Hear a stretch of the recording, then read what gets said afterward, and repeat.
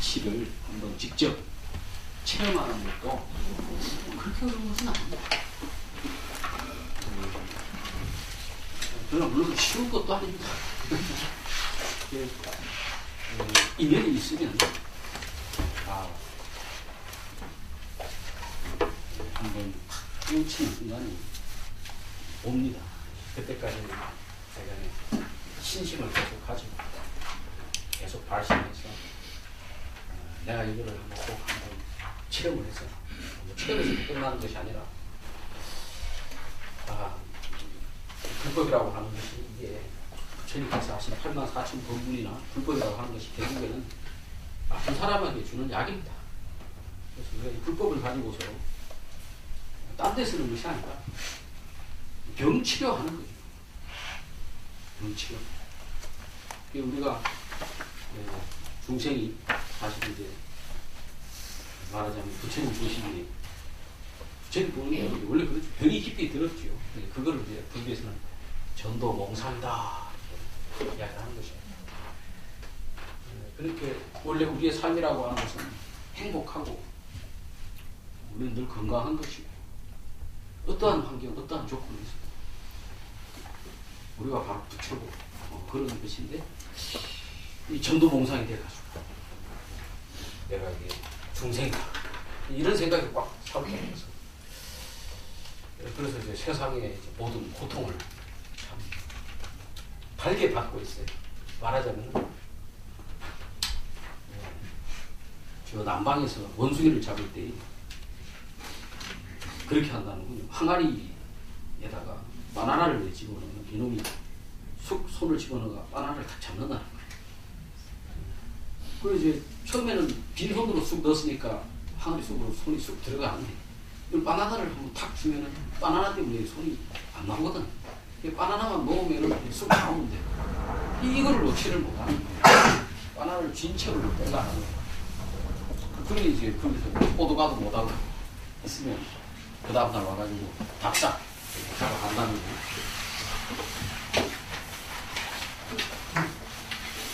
어찌 보면은 중생의 죄라고 하는 사실은 죄가 있는 것도 아니고 놔버리면 되는 것을 그거를 놓는 것이 참 쉽지가 않습니다. 이것이 그래서 그걸 법이라고 하는 것이죠. 법입니다. 그래서 원래 이제 부처님의 법이라고 하는 것은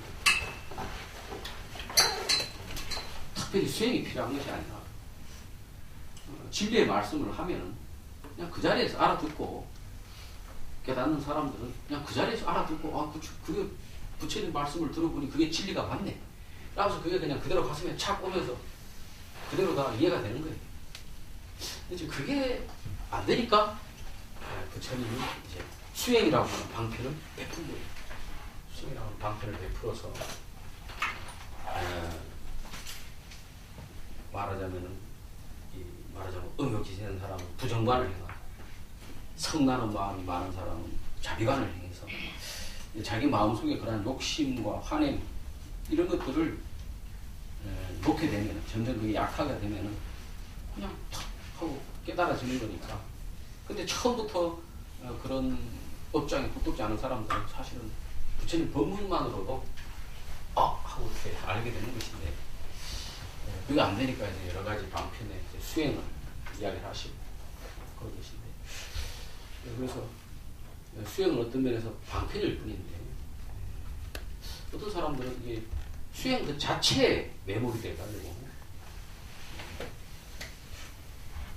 어떻게 보면 오히려 진리와 반대되게 수행을 하는 사람들이 있습니다. 그런 사람들이 말하자면 이제 고행, 난행 하는 사람들 10년간 장자불화를 했다거나 또는 뭐 무문관에 들어가가지고 문을 탁 잠그고 들어가서 3년씩 바깥으로 안 나온다거나 뭐 이제 이런 겁니다. 뭐 그런 무문관에 들어갔다거나 또는 뭐 10년간 장자불화를 했다고 하는 그 정진력, 그 인욕의 힘은 우리가 대단하고 그것은 칭찬할 만한 일이죠. 그러나 문제는 우리가 그거를 하는 이유는 내가 10년 장자불화 했으니까 내가 도사다라든지 내가 무문관을 했으니까 내가 수행 높다라든지 이런 거를 자랑하려고 하는 게 아니잖아요. 원래 근본적인 목적은 부처님의 법을 깨달았어. 아는 게 이게 목적이잖아요. 그런데 꼭 10년 장자 불화를 해야만이 깨닫는다거나, 뭐 무문관에 들어가 3년을 해야 깨닫는다거나, 뭐 일체 뭐 내 업장이 싹 다 깨달아서 내가 정말 훌륭하고 깨끗한 사람이 돼야만이 깨닫는다거나 그런 거 아니에요. 그러니까 누구래도, 죄가 있는 사람이라도 어떤 사람이래도 다 깨달음은 열려있고 누구래도 그게 다가갈 수 있기 때문에, 그래서 부처님이 이렇게 약을 주시는 겁니다. 만약에 그 약을 먹어서 뭐 10,000명에 1명, 2명 이렇게 낫는다 하면 그건 약이 아니죠. 원래 그렇습니다. 그래서 내가 이렇게 불자들을 이렇게 보면은 되게 어떤 생각을 많이 하냐면, 아유, 저 사람 신박사, 저 사람은 불교대학도 나오고 박사학위도 있고 뭐 젊은 날부터 지금까지 공부도 많이 하고 참선도 하고 기도도 했으니까 뭐 저런 깨달음의 소리도 하고 이치가 이해가 되지. 우리는 뭐 나이 들어가 세속에 찌들어 살다가 나이 들어가 불교대학 가가 나이 들어서 이제 공부해서 머리 이해도 잘 안 되고, 뭐 그런 내가 어찌 깨달아지겠노. 그저 업장이나 좀 넣고 가야 뭐 가는 정도로 내가 불교를 믿다가 더 이상 죄 짓지 말고 살다 가야 뭐 이런 식으로 생각하는 분들이 의외로 있더라고요. 이게 절대 그렇지 않습니다. 옛날에 그 조사 스님들 글을 보면 길에서 호떡 파는 할매도 도인이 있어요. 촌에서 무지랭이 농사 짓는 사람도 도인이 많습니다. 우리 선종을 말하자면 창시했다고나 할까 할 수 있는 분이 육조 해능대사 아닙니까? 육조 해능대사가 자기 아버지가 영무에 연루가 돼가지고 말하자면 지금 한 베트남 이런 쪽으로 귀향을 가가지고 저 아버지 일찍 죽었고 호르머니를 모시고 어렵게 산 사람이라 글자 공부할 수 있는 시간이 없었어요. 여유가 안 됐어요. 20살 넘도록. 그 양반도 뭐 오히려 그렇기 때문에 오히려 분별이 없으니까. 그러니까 보통 그 이제 뭐 여관가 응구소리 이생기신 그 소리 듣고 깨달았다 그러는데 꼭 그런 건 아닙니다. 그 나중에 해능 대사전을 이렇게 보면은 해능 대사 그 전기를 보면은 그 전에 이 열반경을 읽으면서 열반경의 이치를 알고 있었다. 열반경을 자기가 읽어서 읽은 게 아니고 어떤 비구니 스님 열반경을 읽는데 자기가 그 뒤에 나무를 해주면서 그 열반경을 읽으니까 이 내용을 알겠더라고요. 공부를 많이 해가 아는 게 아니고 그냥 알아지는 거예요. 마음이 순수하니까. 그래서 이제 불자님들께 드리는 이야기가 뭐 깨달음이라고 하는 것이 먼 곳에 있는 것입니다. 먼 곳에 있는 것이 아니고 도달할 수 없는 그런 높은 곳이 아니다.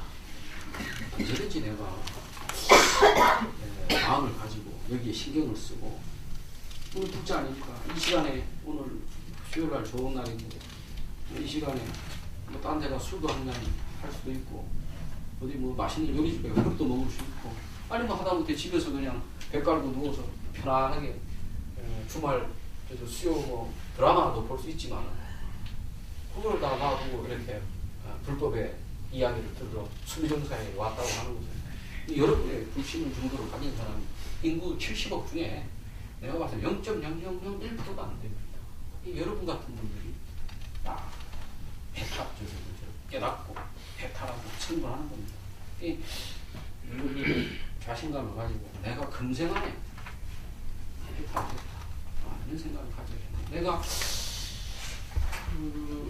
본문 말씀을 자주 들어가는 선생님이 있는데 직접 찾아가서 듣진 않고 유튜브에 나오니까 유튜브 자주 듣는데 그거는 이제 말씀이 그래요. 자기가 본문을 한 지가 한 20년 조금 안 되는데 그 사이에 그 체험을 한 체험이라고 하는 게 다른 게 체험이 아닙니다. 아까 여러분 반야신경 읽어서 그런 이거예요. 색이 온을 비춰보니 공이더라. 색이 곧 공이고 공이 곧 색이더라. 그래 공의 관점에서 본다면 안입이 설신이도 없고 깨달음도 없고 그게 깨달음이거든요. 그게 깨달음이거든요. 그거를 우리가 말로만 이해하는 것이 아니라 정말 이때 텅 빈 이거를 한번 다 체험을 한번 해야 되거든. 그러면은 정말 반야심이 그냥 싹 이렇게 이해가 되는 게 아니고 그냥 그렇구나, 그 사실이구나, 그렇게 되는 거예요. 그래 되면은 우리가 이렇게 인생을 이렇게 살아가도 뭐랄까 집착하는 마음이 없어요. 집착이 없다고. 왜냐하면 텅 비어 있기는 있는데 이게 텅 비어 있다는 거예요. 이게 우리 마음 상태로서 이제 세상 자체가 없어지는 건 아니고 느끼는 그 마음 상태에서 내가 옛날 있다거니 없다거니 좋다거니 나쁘다거니 이 마음이 내 속에 쑥 사라졌거든요. 이 세상이라고 하는 것이 원래 이 세상의 씨가 원래 그래요. 그것이 우리가 제법 실상이라고 제법 실상. 그걸 한번 탁 체험을 하게 되면 늘상 이제 뭐 또 이제 업이 싹 닥치면 또 그 지나했던 게 싹 잊혀지기도 하지만은 그때 아는 거야. 이렇게 이것이 텅 비어 있구나, 텅 비어 있구나. 이게 저절로 이렇게 계속 느껴진다고. 그러면은 그것이 소위 말하는 제법 실상과 제법 실상. 일체의 법의 진정한 모습을 보는 관이. 그래서 특별히 무슨 좌선을 행해서 명상을 해서 집중을 수련을 한다거나 윗바사나를 하지 않아도 윗바사나나 그런 좌선을 하는 이유가 참선에서 정리를 집중하려니까 그 제법의 실상을 보려고 하는 거거든. 근데 그와 같은 것이 한번 탁, 그러니까 뭐 좌선을 해가 제법 실상을 한번 보든 아니면 이게 뭔가 뭐 이렇게 있다가 되든 인연을 만나서 되든 법문을 듣다가 인연이 오거나 길을 가다가도 우연히 인연이 오거든요. 그래 탁 하면 그게 제법 실상이에요. 제법 실상. 그게 이제 우리 건강경에서 제일 끝장에 나온 여봉 환포요. 여봉 여기 좀 공장내시가 그게 제법 실상이다. 꿈과 같다 이러니까 그럼 인생이라는 게 허망하구나 이런 게 아닙니다. 인생이 허망하지 않죠. 뭐 때리면 아프고 맛있는 거 마신 거 똑같아요. 똑같은데 우리가 꿈속에서 먹어도 맛있고 꿈속에서 뭐 애인을 만나도 기쁘잖아요. 그죠? 그러나 꿈이잖아요. 그게. 꿈이라고 하는 말은 집착할 바가 없잖아요. 그러니까 편안하잖아요. 자유롭잖아요. 걸리는 바가 없잖아요. 그 반야심경에서 얻을 바가 없으니까 걸릴 바가 없고 걸릴 바가 없으니까 두려울 바가 없는 거예요. 바로 그것이 가장 신묘한 주문이고 가장 위대한 주문입니다. 그래서 결국 불교라고 하는 것은 그거를 이야기하는 겁니다. 어떤 교학이 되었든 84,000법입니다. 그 이야기입니다. 제 이야기를 듣고 머리로 어느 정도 이해가 됐으면 물론 구체적인 세부적인 교학은 뭐 또 글공부를 해야 되겠지만 이미 여러분은 불교 교학의 교리의 핵심을 이해한 겁니다. 내 말을 금방 했던 그 말을 듣고 제법 실상이라고 하는 게 그거구나. 모든 수행이라고 하는 것이 모든 법문이라고 하는 것이 그러한 제법 실상, 색즉시공, 공주지식이라고 하는 이 반야공 이거를 이해하고 체득하는 거구나. 이거를 안다면 그게 다 되는 거예요. 그 교리의 핵심을 다 한 거라. 나머지는 다 거기에 대한 각주, 철학적인 각주라고. 어렵지 않잖아요. 어렵지 않잖아요. 어렵지 않습니다. 어렵지 않아요. 무상무화 공이란 뭐가 그것이 켜져 있는 것 같아도 끊임없이 켜졌다 하면서 켜졌다라고 하는 실체는 없는 거예요. 켜졌다 꺼졌다가 반복하는 걸 보고 우리는 그냥 켜졌다라고 이야기를 하는 겁니다. 켜졌다라고 하는 실체가 없다. 켜졌다라고 하는 실체가 없다니까 켜졌다라고 하는 게 없다는 건 아니야. 분명히 켜졌다 꺼졌다 하면서 켜진 저것은 있지. 하지만 켜졌다라고 하는 이 실체가 없단 말이야. 근데 사람들은 다 그 실체가 있다라고 생각을 하기 때문에 정말 이 순간의 진실이 텅 비어 있는 이걸 잡지를 못한다.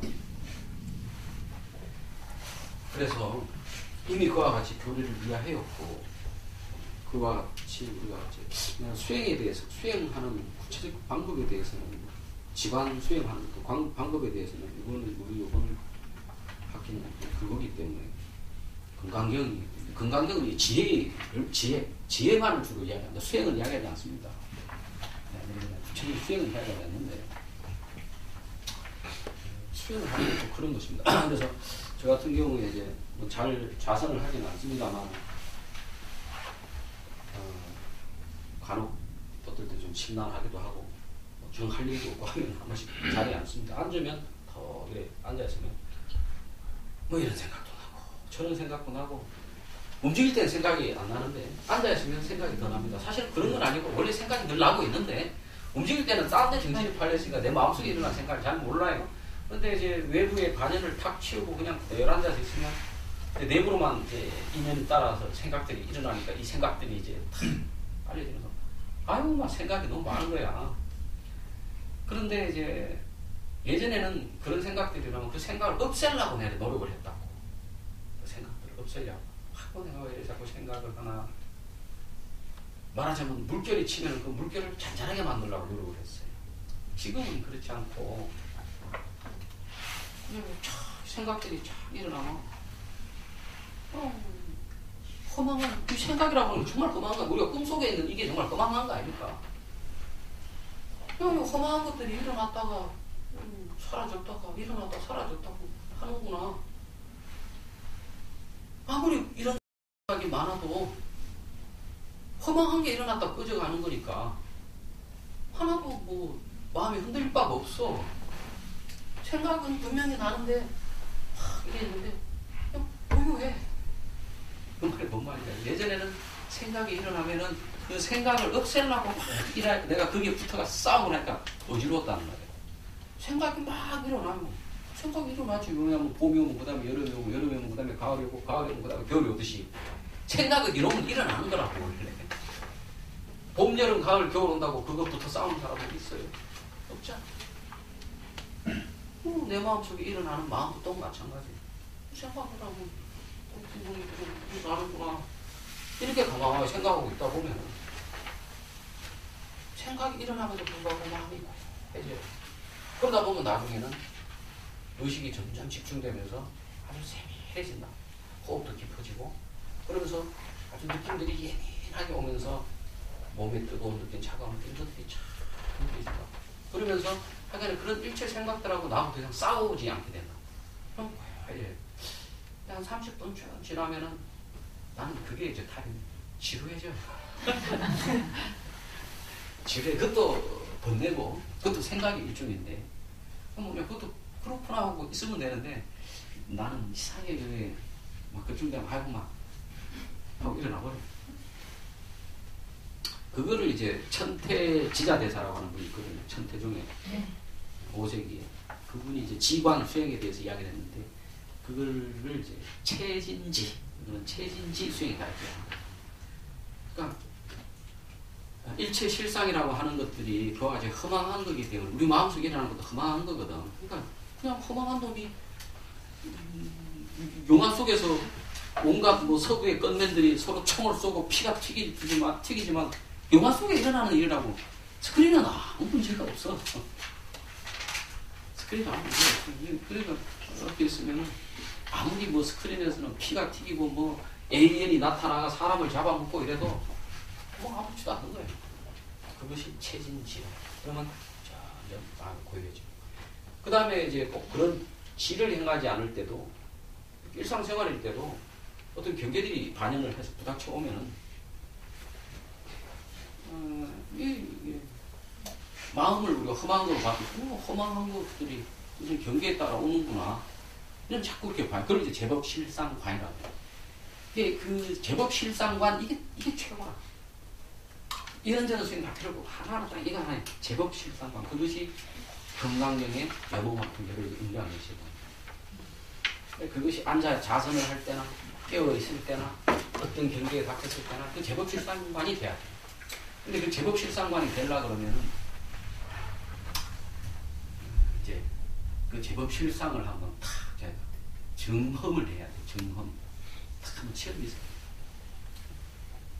제법 실상. 이게 있는데도 통계없구나. 이걸 한번 체험을 해야 되는데 그게 이제 체험이 된다고 하는 것은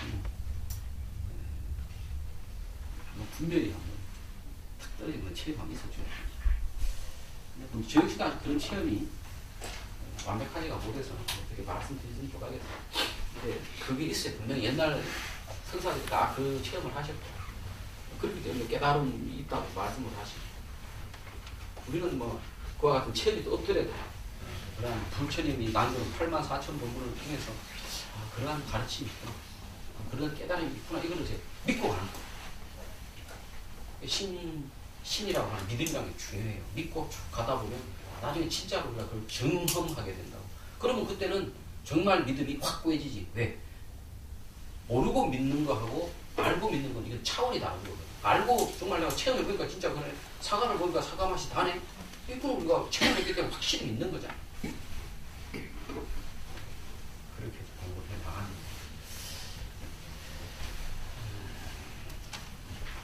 거예요. 오늘 그래서 결론은 그거다. 말이 길었는데 결론은 모든 불자들이 다 그랬으면 좋겠는데 안 되면 오늘 저하고 인연이 된 여기 오신 한 20분 중 불자들이라도 부처님 법은 결국 깨달음이다. 그리고 깨달음이라고 하는 것은 내가 정말 이 인생을 편안하게 살면서 생로병사의 고통에서 벗어나는 약이다. 그렇기 때문에 이 약의 효과를 봐야 됩니다. 이 효과를 보려면 깨달아야 됩니다. 그리고 부처는 원래 불교는 깨달음이고, 그리고 그 깨달음이라고 하는 것은 내가 이 마음만 놓치지 않고 부처님 법을 믿으면서 이 마음을 놓치지 않고 그 깨달음을 한번 체험하려고 하는데 열망이 있으면 언젠가는 누구든 깨달을 수 있다. 이 자신감, 그게 있어요. 우리가 스님을 보면 공경하고 수행자를 보면 또 공경하고 해야 되지만 여러분 스스로가 여러분 스스로를 공경해야 돼. 제일 먼저 여러분이 최고의 잠재력을 가지고 있는 거예요. 여러분이 부처님이다. 부처님이 이게 내 말이 아니다. 부처님이 그렇게 말씀을 하셨다고. 조사 스님들이 네가 바로 부처고 중생과 부처가 둘이 없다. 네가 중생이라고 생각하는 난 네는 중생이고, 부처는 중생이다 부처다 생각이 없어진 사람이 그게 부처다. 부처가 따로 있느냐. 여러분 그 자신감,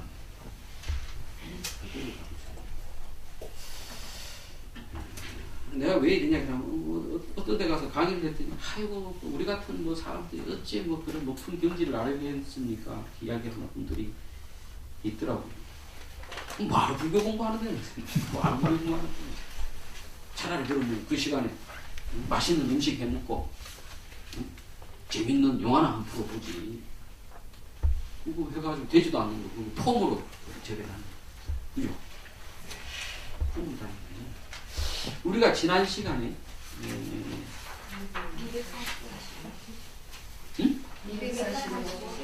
245? 네. 그만이나 나왔어 우리가? 네. 우리가 많이 했네.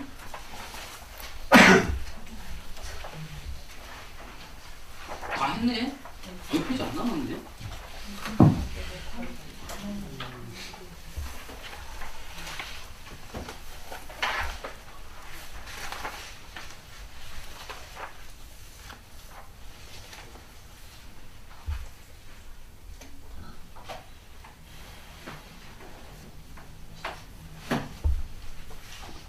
(15분) 지경 공덕.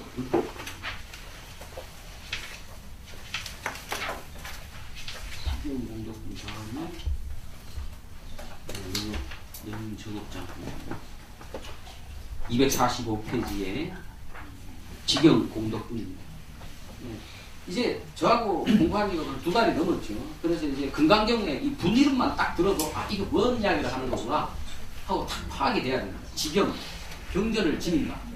즉 금강경을 지닌다라는 이 말은 뭐냐 그러면 단순하게 이 물체 형태의 금강경을 가진다는 이야기가 아닙니다. 부처님을 32상으로 볼 수 있다. 색신도 물론 볼 수 있죠. 색신, 사람이 도가 높으면 말이죠.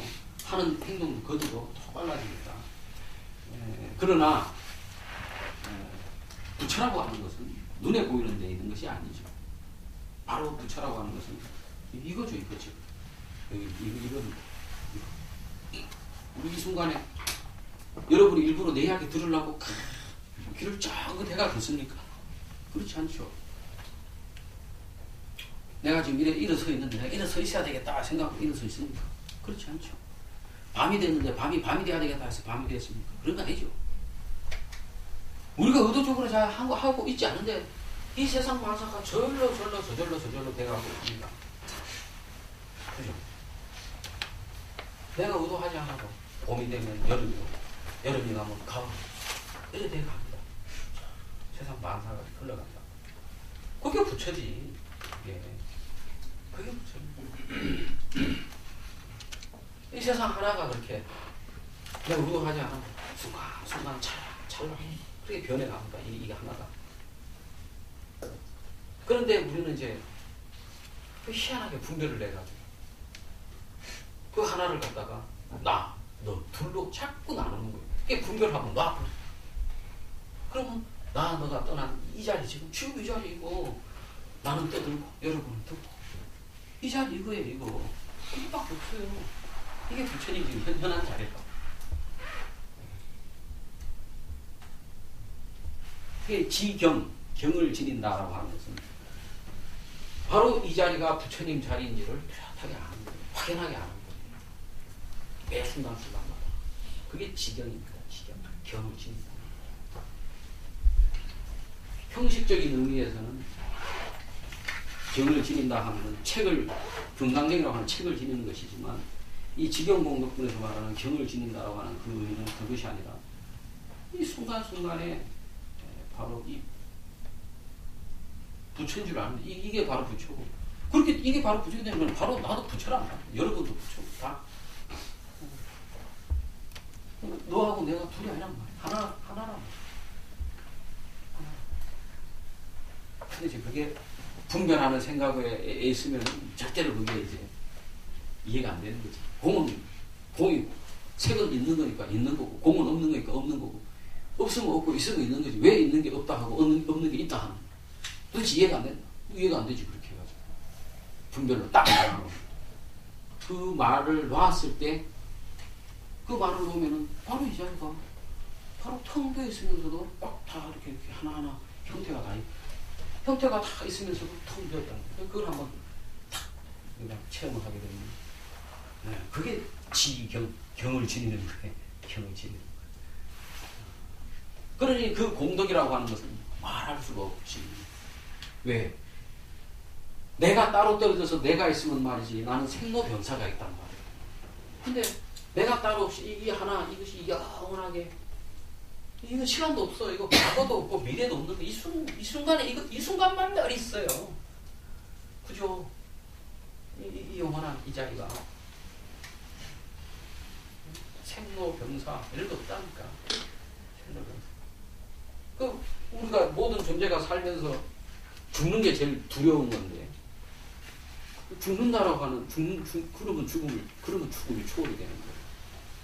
죽음을 초월하는 것은 이 몸뚱이로 죽음을 초월하는 게 아니라 영원한 생명이라고 하는 것이 내 몸뚱이 색신 이것이 나가 영원한 생명을 사는 것이 아니라 이것이 영원한 생명이고 나는 그 영원한 생명이 드러난 하나의 형태이구나.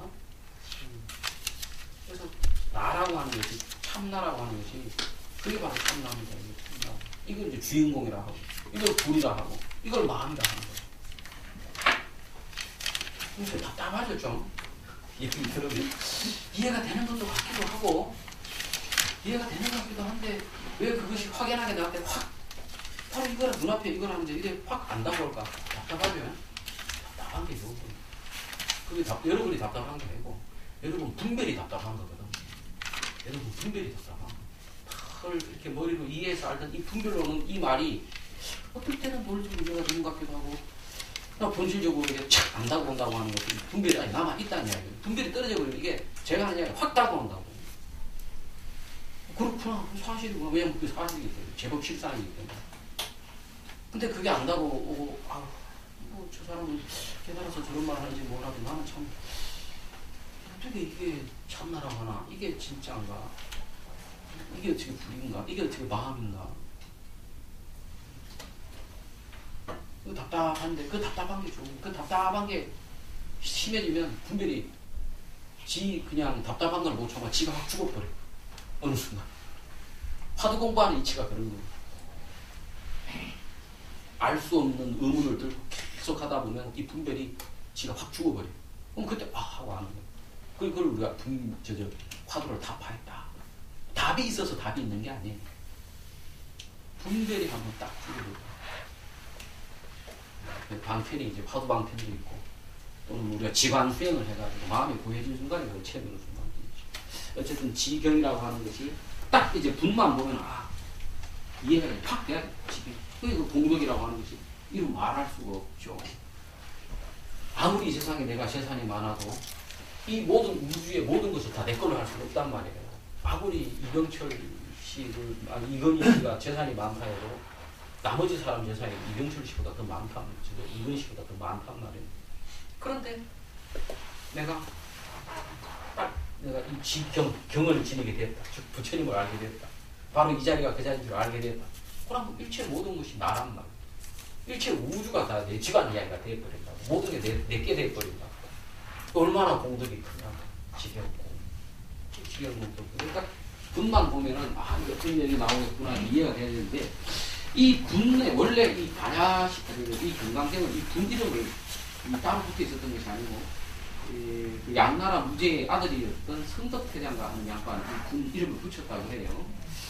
그러니까 상당히 그분이 진짜로 그분 붙였는지 아니면 뭐 옛날에는 그래서 옛날에 인도도 그렇고 중국도 그렇고 똑똑한 사람이 글을 써놓고는 그거를 임금에게 바치는 거예요. 임금이 썼다 이런 식으로 그랬는지도 모르지. 어쨌든 간에 이 분을 나눈 사람이 성덕태자이건 아니면 다른 사람이건 간에 참 불법의 이치를 제대로 꿰뚫는 사람.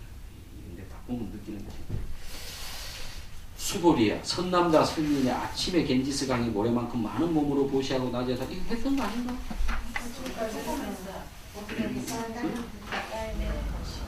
어디까지 했어요? 수보리야 요점. 수보리야 요점을 말하자면 이 경은 생각으로 헤아릴 수 없으며, 이 경 금강경인가? 금강경이 뭐라고요? 책으로 만든 금강경 말고 바로 이 자리 이거. 이 자리 이거. 이거는 있는데 텅 비어 있다고 그랬죠. 있으면 있고 없으면 없어야지 왜 있는데 텅 비었냐? 절대로 그 분별로서 이해가 안 된다. 그래서 이 경은 분별로서 헤아릴 수 없다고 그랬어요. 이 경은 생각으로 헤아릴 수 없습니다. 재볼 수도 없는, 재볼 수도 없다는 얘기, 어떻게 뭐 측량할 수가 없다 이 말이지. 측 없는 한없는 공덕이 있으니 열애께서는 대승의 법에 마음을 내는 사람을 위해서 말씀하셨고, 이 없는 법에 마음을 내는 사람을 위해서 이 경을 말씀하신 것이다. 대승의 마음. 대승이라고 하는 것이 소승의 상대에서 대승이 아니에요. 우리가 무상등 정각할 때 무상이라고 하는 것이, 무상등이라고 하는 게 최고로 높다, 뭐 이런 개념이 아니에요. 높다 낮다라고 하는 것이 없어져 버렸기 때문에, 그렇기 때문에 이게 무상인 거예요. 그래서 그게 정각인 거고, 틀린 게 있고 바른 게 있어가지고 정각이 아니에요. 틀리고 바르다고 하는 것이 그런 분별이 넘었기 때문에 그걸 정각이라고 하는 거라고. 만약 어떤 사람이 능히 받아지녀 읽고 외우며 널리 다른 사람을 위해 설한다면 여래께서는 이 사람을 다 아시고 다 보시니,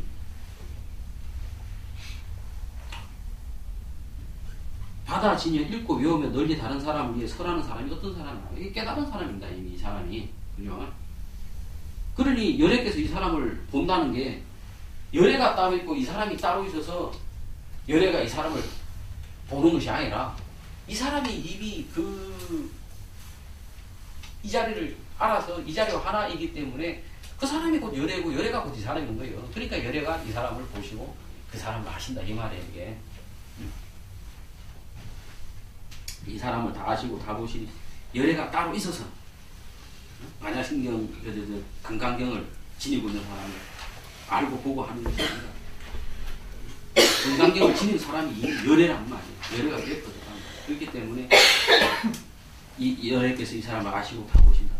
달아볼 수도 없고 재볼 수도 없으며 한없으며 생각으로 헤아릴 수 없는 공덕을 모두 성취하리라.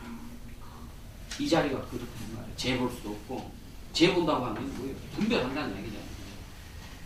한이 있다 라고 하는 것은 그것도 분별로서 있다는 거예요. 무분별은 한이 없어. 한정되지를 않는 거예요. 그러한 공덕을 모두 성취한 이와 같은 사람들이 곧 열애에 이 없는 바른 깨달음을 짊어지리라. 바로 그게 누구냐? 여러분. 열애에 이 하나님을 짊어질 분들 여러분이라. 나도 그렇고. 우리가 이 자리를 알아야지. 그러니까 이 자리를 알아야지.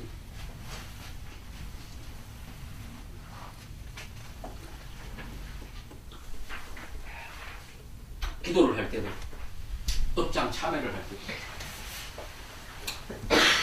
어떤 분별적 관점에서 너와 나를 나눠서 내가 잘 되려고 기도를 한다. 물론 우리가 살다 보면 중생은 약한 존재이기 때문에 우리보다 더 힘이 센 존재에게 기원하고 그 힘의 가피를 얻으려고 합니다. 뭐 인지상정이죠. 나도 어려운 일이 있으면 우리 지역구의 국회의원한테 연락도 좀 해보기도 하고 뭐 그렇습니다. 다 그렇지 않습니까? 사업하시는 거 더 그렇죠. 그런 것이 있지만은 분명히 우리가 불교도 하나의 종교이기 때문에 그런 부분이 있지만은 뭐 우리 집 아가 지금 자꾸 그런 이야기가 지금 그렇습니다만 우리 집 아가 지금 사무소국제인데 야, 학장 스님한테라도 와가지고 내가 뭐 독공이라도 드려야 되나 생각도 하고 그렇거든. 그러나 그런 것들은 다 방편이고 본질은 뭡니까? 열애에 이 없는 바른 깨달음. 이게 본질인 겁니다. 열애에 이 없는 바른 깨달음. 무상긍정가. 우리가 무상긍정가 이것을 얻으려고 불교하는 것이지 그저 이 육신 덩어리 죽으면 썩어진 육신 덩어리 이거 잘 되라고 불교 믿는 것이 아닙니다. 우리가 늘 사홍소원 하잖아요. 사홍소원. 입으로만 사홍소원을 하는 것이 아니라 진짜 깊이 우리가 해야 됩니다. 왜냐하면 수고리야 열등한 법을 즐기는 사람은 악인 인견 중생의 수작인에 집착하여 이경의 가르침을 듣고 받아치며 읽고 외워서 다른 사람을 위해 해설할 수 없기 때문에 열등한 법을 지닌 사람에게 외도인데 이제 불교의 법을 외도라 하는데 이것이 이제 불교가 최고고 불교 외에 다른 법이 이제 무슨 후진 거기 때문에 외도가 아니고 이런 식으로 이야기하는 것은 아닙니다. 외도라고 하는 것은 아무리 그 진리가 그럴듯해도 너와 나 있음과 없음 좋고 나쁨을 이렇게 두 개로 나누는 분별하는 것들 이것은 다 외도입니다. 그러니까 불교 안에서도 외도가 있는 거예요. 불교 안에서도 이 부처님법의 불의의 법문을 이 불의 법문 둘 아닌 이치를 가르쳐 주지 않고 자꾸 두 개로 나눠가서 하는 이것은 뭐 외도라. 이분을 부처라고 하면서 불교라 하면서 외도라 외도. 예. 이 자리 이것만 불교는 이 자리 이것만 이야기하는 거예요. 그리고 84,000 법문과 수많은 수행법들은 방편이다. 그 자리에 그 법문으로 가지를 못하니까 딱 들어 바로 가지를 못하니까 그런 계단을 밟아서 가려고 하는 거예요. 그러니까 어떠한 계단이든 결국 핵심은 이거예요. 이 자리 이거라. 근데 하열한 사람이라고 하는 것은 자꾸 그것을 두 개로 쪼개고 나누고 분별하는 사람입니다. 그런 사람들은 절대로 이 경전을, 이 금강경을 해설할 수가 없지. 그죠? 수보리야 어느 곳이든 이 경이 있는 곳은 모든 세계의 하늘신, 인신, 아수라가 공양할 수 있다. 이 경이 있는 곳이 바로 부처님이 계신 곳입니다. 금강경이 있는 곳이 바로 부처님이 계신 곳이다. 그러니 모든 천신이나 인간 아수라가 공양할 수밖에 없죠. 마땅히 그곳이 탑이 됨을 알아서 모두 공경하는 마음으로 예를 갖춰 오른쪽으로 돌고 온갖 국가 향을 그곳에 뿌리십니다. 탑이라고 하는 것은 부처님 돌아가신 다음에 사리를 묻고 그 위에 세운 것, 그것이 탑입니다. 그러니까 부처님을 상징하는 것이죠. 그래서 옛날에는 큰 스승이 있으면은 그 편단 우견 해가지고 우측 어깨를 이렇게 내요.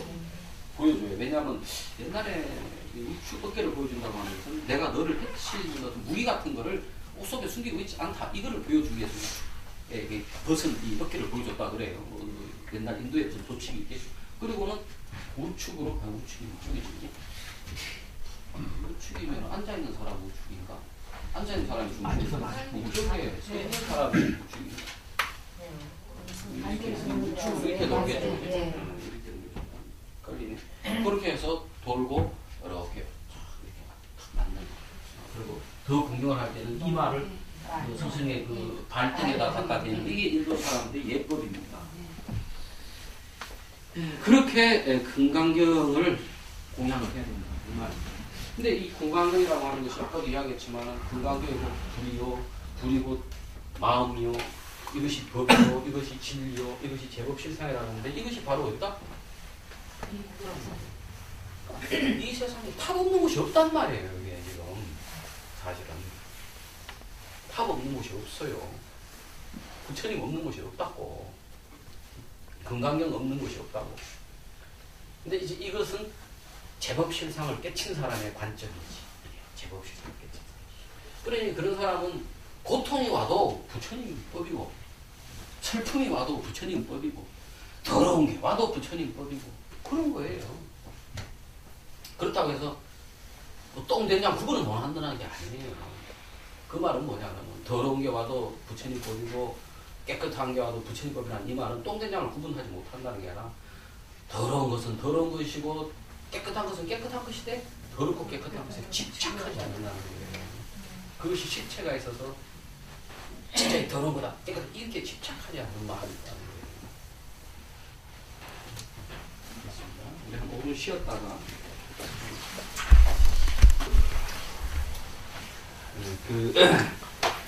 오바라 네가닥 범어로 뜻이 뭔지는 제가 모르겠습니다만 변소진을 입측진은 변소에 들어갈 때는 진행이죠. 여기 붙어있는 걸 보니까 우리 몸에 있는 더러운 것들이 떨어져 나갈 때처럼 근심 걱정이 떨어져 나가게끔 하는 진원이 다 알수 있어요. 우리가 똥이 더러워서 더러운 것이 아니라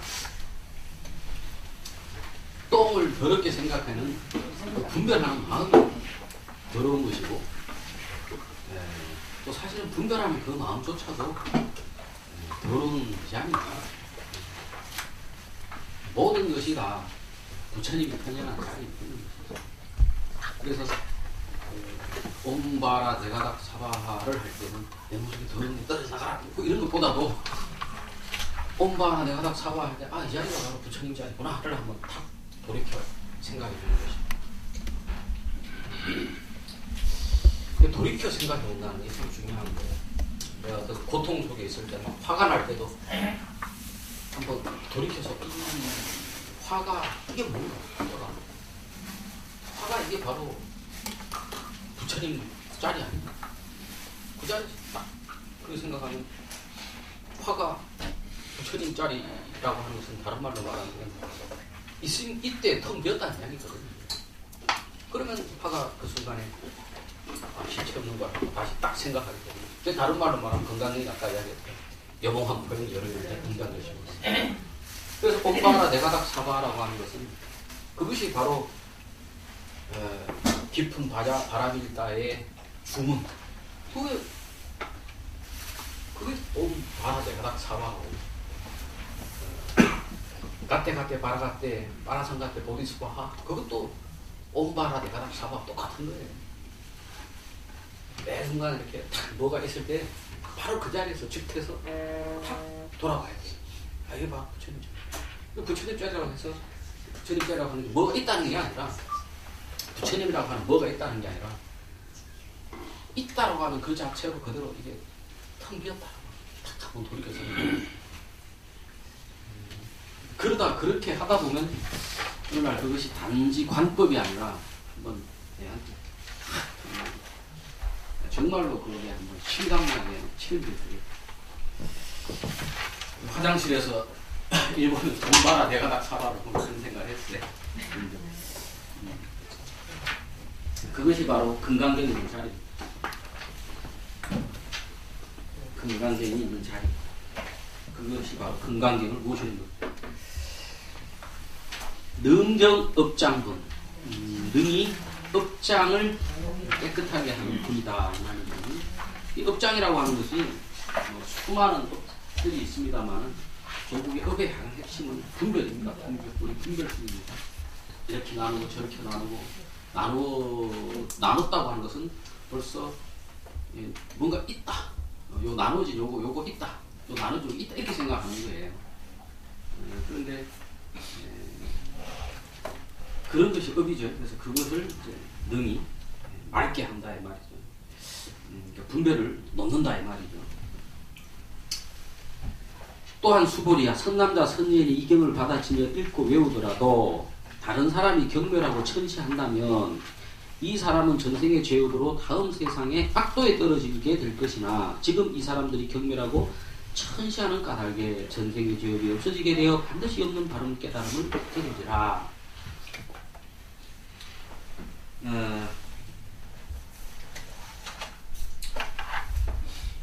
사실은 천시받는 그 자리가 부처님 자리고 경멸받는 그 자리도 부처님 자리지만 그러나 우리가 살다 보면 어떤 사람은 참 귀하게 사는 사람이 있고 어떤 사람은 참 천하게 사는 사람이 있습니다. 뭐 귀하게 산다 천하게 산다 하는 것이 돈이 많이 받아서 귀하게 사는 게 아니고 돈이 적은 천하게 사는 게 아니고 원래 귀천이라고 하는 것은 귀하다고 하는 건 드물다는 이야기거든요.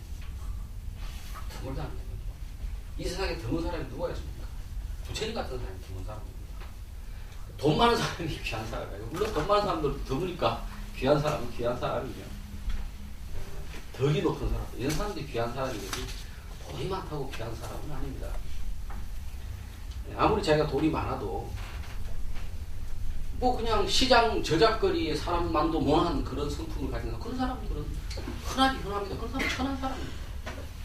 뉴스에서 내가 봤지만 주식을 무려 뭐 4조인가 5조를 갖고 있다는 어떤 회사의 사장님이 비행기를 타고 가면서 갑질을 했다고.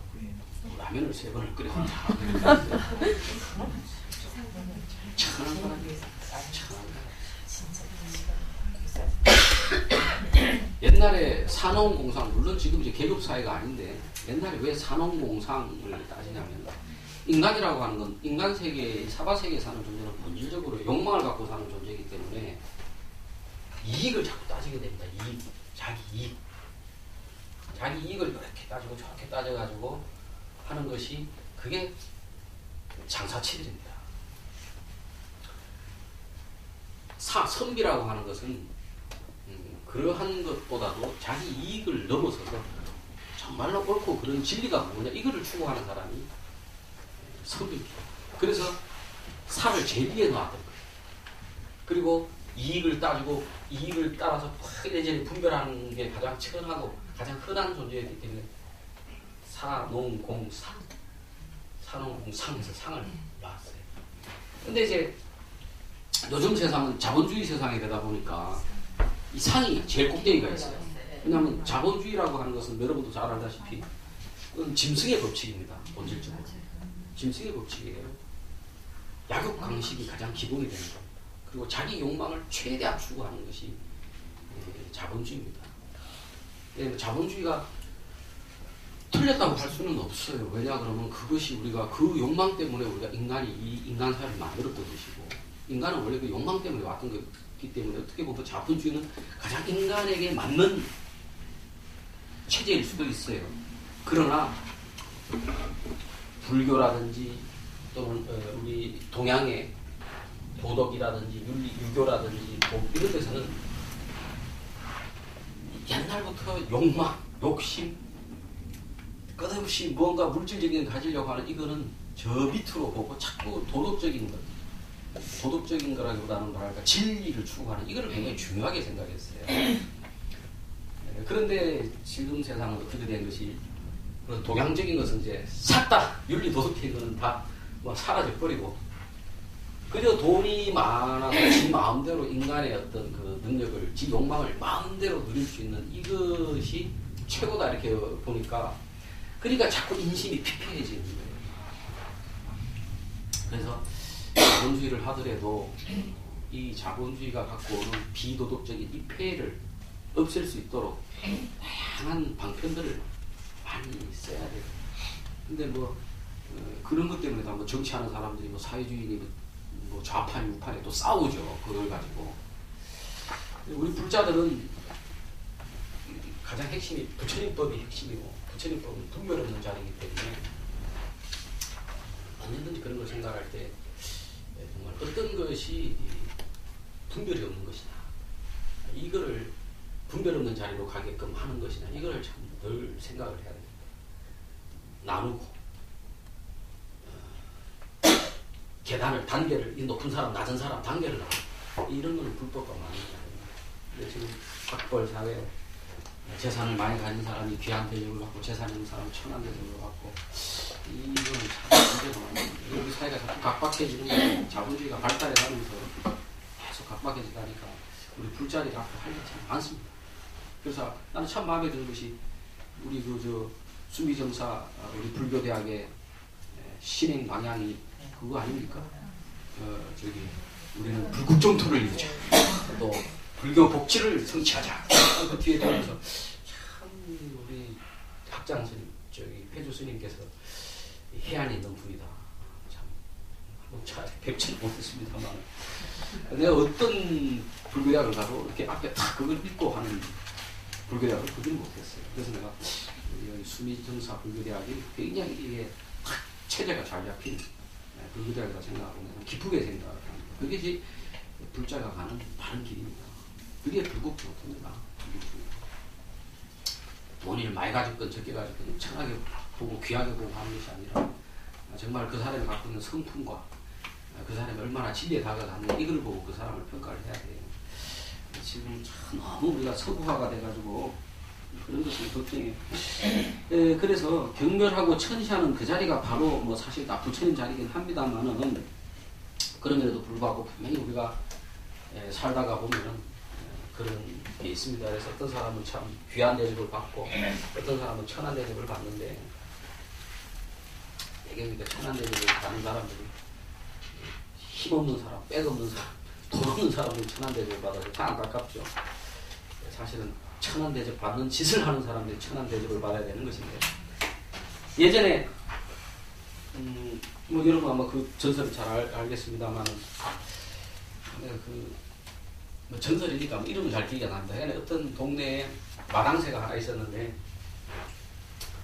평생 이제 남의 집 종살이를 하니까 얼마나 경멸을 받고 천시 받았겠습니까? 그런데 어느 날 이렇게 스님이 지나가면서 하시는 말씀에 부처님 전에 공을 들이면은 다음 생에 부잣집 아들로 태어나서 또는 왕실에 태어나서 잘 먹고 잘 살 수 있다, 이 소리를 들은 거예요. 그래가지고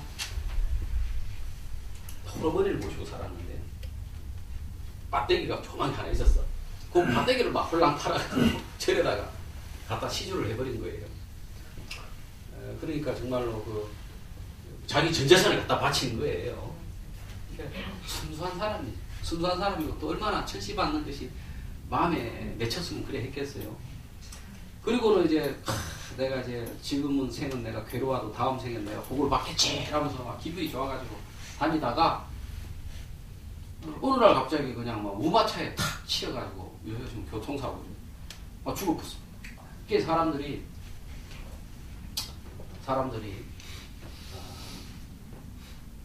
부처님이 영험이 없다. 저 사람이 한평생 착하게 살았는데 늘 천시만 받았고, 그 다음에 부처님한테 온 재산을 바쳤는데도 뭐 복을 받기는커녕 죽어버렸네. 이래 된 거예요.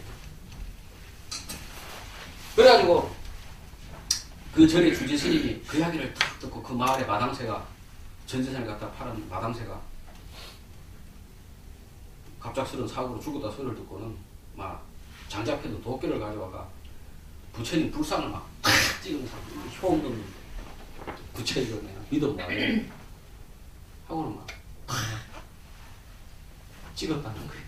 이마에 탁 찍었는데 그게 이제 말하자면 도끼가 이게 빠지질 않는 거야. 도끼가 아무리 힘센 사람이 와도 도끼가 빠지질 않는 거야. 그래가지고는 갑자기 겁이 덜컥 나는 거야. 아니 내가 너무 순간적으로 화가 나가지고 부처님을 찍었는데 부처님한테 불벌을 받는 건가 싶어가 막 거기로 도망을 가가지고 속인이 되어버렸어요. 스님도. 그리고는 세월이 흘러 20년이 지났는데 그 스님이 흘러 있다가 그 동네로 다시 자기 있던 절로 돌아오게 된 거예요. 돌아오게 됐는데 그날따라 마침 새로 부임한 원님이 그 절에 행차를 하는 거예요. 그래가 자기도 이제 구경을 한번 가본 거예요. 절에 절 구경도 한번 해볼 겸 하고 또 원님도 그 절에 행차를 한다니까 그땐 자기는 속인이지. 그래가 다 행차를 해서 가봤어요. 갔더니 그 당시 아직 도끼가 그대로 찍혀있더라는 거야. 부처님 이마에. 그래 그거 목골이 선명해지고 자기가 20년 전에 참 잘못했구나 이렇게 생각하는 거야. 그런데 그 20살 먹은 원님이 아주 어린 나이에 이제 과거급제를 해가 20살 먹은 어린 나이에 원님이 내가 부임을 한 거예요. 그래가 내가 왜 이 절에 왔나 그러면 꿈을 꿨는데 부처님이 나타나가 네가 요번에 원님으로 행차되는 그 땅에 가면 어떤 절이 있는데 그 절에 가면은 도끼에 내 이마에 도끼를 또 찍어놨다. 도끼를 찍어놨는데 그 네가 그 도끼를 좀 빼다오. 그리고 네 도끼를 빼주면 네 전생의 인연을 다 알게 될 것이다. 그리고 꿈을 꾼 거예요. 그래가지고는 갔는데 아니야 다를까 도끼에 찍힌 불상이 있는 거라. 그러면서 사람들 이방이 하는 말이 어떤 스님이 20년 전에 이 도끼를 찍고는 도망을 가버렸는데 그 다음에 이거를 누가 빼려 해도 이 도끼가 빠지질 않는다. 아도마 전설 비슷한 거죠. 그래 그럼 내가 한번 빼봐야 되겠다. 그러더니 부처님 빼달라고 부탁을 했어요. 그러면 턱 잡자마자 그냥 툭 도끼가 빠지는 거예요.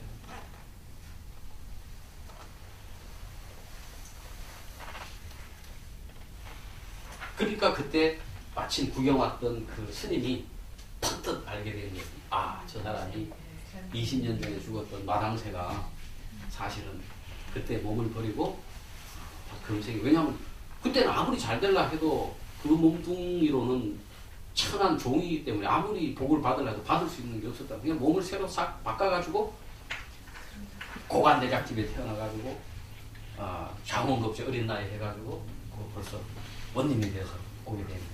그러면서 그거를 원님한테 이야기를 하니까 원님이 그게 바로 나의 전생 이야기구나. 그게 부처님이 내 전생 인연을 알게 된다 하더니 바로 그 이야기가 그 이야기구나 하면서 서로 그래 스님하고 20년 전에 그 주지 스님하고 전생의 돌쇠 지금 생 원님이 서로 붙잡고 서로 울었다라는 뭐 그런 옛날 이야기가 뭐 여러분 다 들어봤던 이야기겠지만 그런 옛날 이야기가 있어요. 그 이야기가 바로 이 이야기입니다.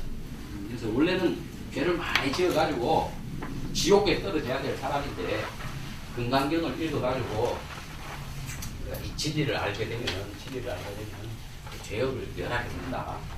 그런 이야기입니다. 수고리야 내가 셀 수도 없는 아성지급의 먼 옛날의 연dun불보다 할 수 없는 804천만 억나위타의 모든 부처님을 만나 그분들 모두에게 공양 올리고 받들어 섬겼으며 헛되이 지나갈 수 없었던 것을 기억한다. 그러나 어떤 사람이 뒷날 바른 가르침이 쇠퇴할 시기 말급식이며 이경의 가르침을 받아 지녀 읽고 외워서 얻는 공덕은 내가 과거의 모든 부처님께 올렸던 공양의 공덕으로도 100분의 1에도 미치지 못하며 1000만억 분 이상의 산수비로도 미칠 수가 없는 것이다. 이 부처님은 경전이나 율전에 보면 부처님이 이렇게 제자들하고 이야기를 하다가 자기 자신의 이제 과거 생의 경험을 이렇게 이야기해 주면서 사람들을 이렇게 끌고 가는 그런 장면들이 많이 나옵니다. 아마도 부처님은 뭐 신통이 대단하셨던 분이니까 과거 생을 편하게 보셨던 분인가 보죠. 그런 것 중에 하나 생각나는 이야기가 있습니다. 이게 이제 우리가 부처님 과거세 이야기가 주로 있는 게 사실은 그게 초기경전에는 그닥 많이 나오지는 않습니다. 초기경전에는 그닥 많이 나오지 않는데 오히려 대승경전에 보면은 대승경전이라고 하는 것 자체가 이제 이 경전의 성격 자체가 상당히 문학적인 성격을 갖고 있기 때문에 많이 이야기가 나오는데 그 대승반야사상을 정리한 일종의 대승 반야 사상의 백과사전이라고 할 수 있는 책이 대지도론이라고 하는 책이 있어요. 대지도론. 그 보통 용수 스님이 썼다 이렇게 있는데, 용수 스님이 썼는지 뭐 어떤지 정확히 알 수는 없습니다만 일반적으로 용수보살이 그걸 썼다 이렇게 했는데, 그 부분 독각선인의 이야기라고 하는 게 나옵니다. 그게 뭐냐 그러면 이제 우리가 수행을 할 때에 특히 이 감각기관의 욕망을 잘 제어를 해야 되는데, 눈으로 우리가 아름다운 외모를 가진 이성이나 또는 아주 영롱한 빛을 보내는 어떤 보석이라든지 이런 거에 혹한다거나, 사람에 따라서는 아름다운 어떤 이성의 목소리라든지 또는 뭐 악기에서 울려 나오는 이런 소리에 뿅 나는 사람도 있거든요. 그런데 이제 어떤 사람은 또 이 촉감, 안입이 설신, 그러니까 몸배에서 느끼는 이 촉감에 아주 이게 또 집착하는 사람들이 있어요. 그래서 뭐 찜질방 내 아줌마들 중에 막 찜질방 내 가고 그 다음에 또 찜질방 가면 아주 그 헤라클레스 같은 저 안마사 아저씨들이 있는데, 안마사 아저씨들한테 그냥 몸을 쳐 맡겨가지고, 나는 찜질방 가가지고 아줌마들이 누구가 찜질방 왜 이렇게 거실이라거나 이런 데 보면은 이렇게 안마해주는 사람들이 있거든요. 근데 가면 아줌마들이 처음 누구가 안마 받고 그러면 나한테 지금 부끄러울 것 같은데, 그거 좋아하는 분들이 있더라고. 그건 뭐 시원시원한 모양이죠. 그러니까 이제 그런 것들이 촉감을 좋아하는 사람들인데, 이 촉감하고 관계된 옛날 이야기가 있어요. 옛날에 이제 어떤 선인이 있었는데, 선인이 돌을 닦는 사람이죠. 돌을 닦는 사람이 있었는데, 하루는 달밤에 참선을 하다가 심심하고 그러니까 달 구경하려고 한번 나온 거야. 나왔는데 보니까 암수 사슴 두 마리가 서로 교합을 하는 거야. 그거를 보다 보니까 자신도 모르게 욕정이 일어나가지고 정액을 흘렸어. 그랬는데 어디서 암사슴 한 마리가 나타나더니 그 정액을 살살 핥아 먹는 거예요. 별일도 다 있다라고 뭐 다시 들어가가지고 잤는데, 한 10달쯤 지나니까 웬 임신한 암사슴이 내려오더니 참깨를 턱 놓고 가더라는 거예요. 근데 사슴이 났는데 희한하게 그 사람 모양으로 생겼더라는 거예요. 그러니까 자기가 10달 전에 일을 가만히 생각하면 그 생각이 나. 아하, 이게 그때 암사슴이 와가지고 내가 그때 실정한 그거를 그때 핥아먹고 그러더니 이게 아마 인연으로 해가 내 안갑다 싶어서 딱 보니까 사람 모양인데 희한하게 여기 사슴 뿌리 하나가 이마에 툭 나있더래. 그래 이름을 일각선이라고 이름을 지었어요. 일각선. 독각선이라고 해서 일각선이. 근데 애가 아주 똑똑해요. 그래가지고 자기가 그동안 배웠던 참선생도 가르치고 뭐 여러 가지 공부했던 철학 공부도 가르치고 싹싹싹 막 금방금방 배우는 거예요. 그래가지고 금방 아주 막 신통력이 자기 아버지를 능가할 정도가 됐어요. 그래가지고 이제 이 독각선인이 하루는 이제 산 꼭대기에 올라가려고 싹 올라가는데, 그날따라 비가 많이 내렸어. 비가 많이 내려가지고 발을 헛디는 바람에 딱 미끄러지면서 발목을 다친 거예요. 그러니까 막 화가 확 난 거라. 아니 나같이 열심히 수행하는 수행자가 길을 가는데 이놈들이 알아가지고 비를 내리게 하지 않든지 좀 땅을 딱딱하게 해주든지 해가지고 막 주술을 딱 들어가 앞으로 12년 동안 비 오지 마! 이래버리는 거예요. 그러니까 이제 산 밑에 동네가 큰일 난 거예요. 비가 안 오니까 가뭄이 들잖아. 농사도 못 지고. 그러니까 이제 그 마을에 왕이 야 도대체 이거 어찌 됐는데 비가 안 오냐 그러니까 그 대신 이야기를 하는 거예요. 저기 산에 사는 독각선이라는 사람이 있는데 그 사람이 얼마 전에 그 길을 가다가 빗길에 미끄러져서 열받아가지고 심통을 걸어가지고 비가 안 오는 거야. 그냥 걱정을 하는 거예요. 여기 못 자냐 앞으로 12년간 비가 안 오면 그거 다 죽게 생겼다. 그래서 이제 포고를 내리는 거라. 그 독각선인을 다시 설득을 해가지고 비를 내리게 하는 사람이 나라의 반을 주겠다. 이래 된 거예요. 그러니까 어떤 사람이 찾아왔냐면 선다라고 하는 기생이라 기생. 이 기생이 찾아오면서 와가지고 임금님 걱정을 하나도 하지 마십시오. 내가 제가 선다를 설득해가 비를 내리게 할 뿐더러 내가 나중에 우리 이제 임금님을 다시 뵐 때는 내가 저 독각선인의 목을 타고 내가 내려오겠다. 아니 돌을 닦는 큰 수행자가 어떻게 아녀자를 목에다 들고 내려오겠냐. 걱정하지 말라 이러는데 내 하는 것만 보라는 거예요. 그리고는 이 선다라고 하는 기생이 자기 밑에 이제 따라다니는 500명의 기생들을 쭉 데리고 산으로 올라갑니다.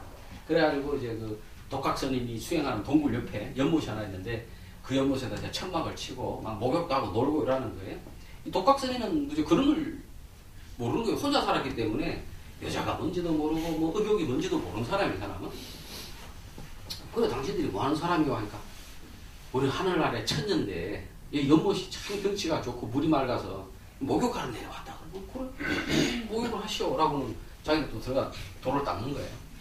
그런데 이제 저녁이 되니까 이 선다라고 하는 기생이 자기 이제 제자들을 데리고 환희한이라고 하는 거하고 이제 아주 맛있는 술을 들고 갖고 가는 거예요. 갖고 하면서 이제 환희한이라고 하는 게 이게 율전에 보면 많이 나오거든. 경전 초기 경전에 보면 환희한인데 그게 뭔지 모르겠어요. 환희한이라고 하는 게 아마 지금으로 치면 뭐라고 해야 될까? 체험제? 아니면 뭐 강정제?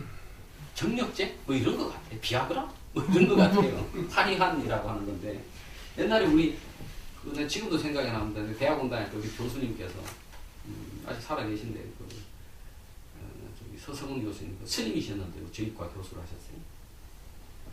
그분도 이 환희한 이야기를 하면서 대체 이 환희한이 뭘까 하면서 아마 이게 비아그라 아니었을까? 이러면서 스님이 그런 말씀 하셔가지고 우리가 웃은 적이 있었는데 그러다니까. 근데 이제 그 환희한하고 이제 아주 좋은 술, 뭐 말하자면 이제 발렌타인 31년 같은 그래가지고 이거를 드셔보시라. 이거 하늘나라에서만 먹는 건데 스님께서 하도 열심히 수행을 하니까 드리는 거다. 먹어보면 진짜 맛이 좋거든. 그 다음에 그 술을 마시니까 정말 기분이 좋아지거든.